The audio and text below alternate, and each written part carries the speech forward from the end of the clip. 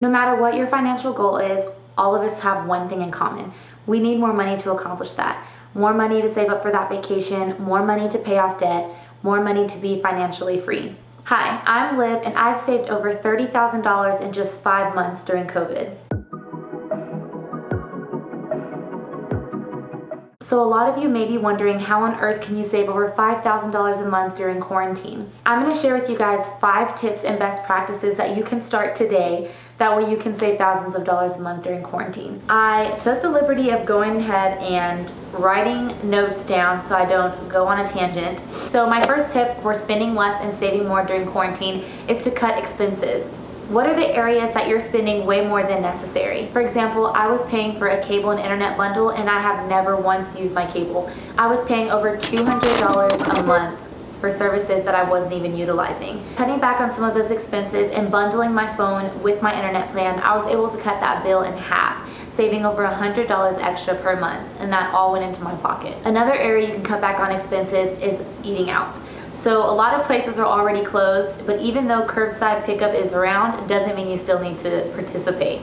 With meal prepping, I'm only spending $50 a week for 3 meals a day. Yes, it sounds absolutely crazy, but when you eat lean with meals like rice, potatoes, chicken, fish, and vegetables, it's really easy to do so. Another area that I was able to cut back on expenses was gas, which I'm sure all of us can agree on. I was spending $250 to $350 a month on gas alone. That was commuting to work, going to the gym, and running errands on a daily basis. So that extra $250 to $350 went straight into my savings account. My second tip to spend less and save more over quarantine is to find a side hustle. What's something that you're good at? Bet you $1 that you can charge for it.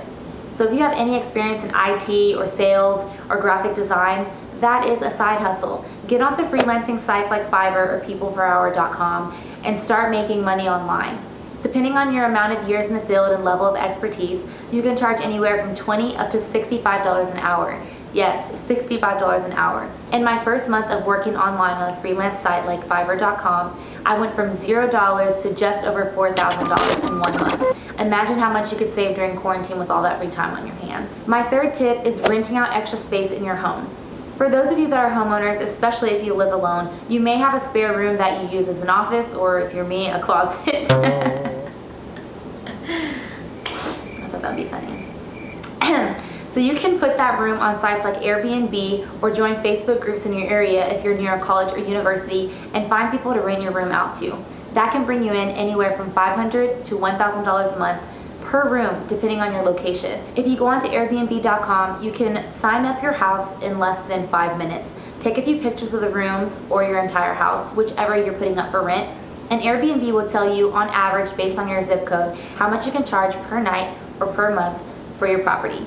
So over the course of 3 to 5 months that quarantine has been going on, depending on your location, that's an extra $2 to $5 to $1,200 a month, and that all racks up pretty fast. Speaking of renting out your room or your house, here's a bonus tip. Have you ever considered renting out your car? I'm not just talking about Lyft, although that does bring in adequate money depending on how much and how long you drive. But there are apps where you can rent out your car for people that are traveling out of town or people that don't want to have to worry about a car note on their own. I'll be sure to drop a link to that resource below. My fourth tip for spending less and saving more over quarantine is leveraging your social. What do I mean by that? Even though you may have only 1,000 or 3,000 followers, that's still money that's just sitting there. You can charge brands a one-time fee for posting and promoting their content on your social media. So for example, if you have 1,000 to 2,000 followers, you can charge around $20 per post. If you post every single day, you're looking at $100 per week, working Monday through Friday.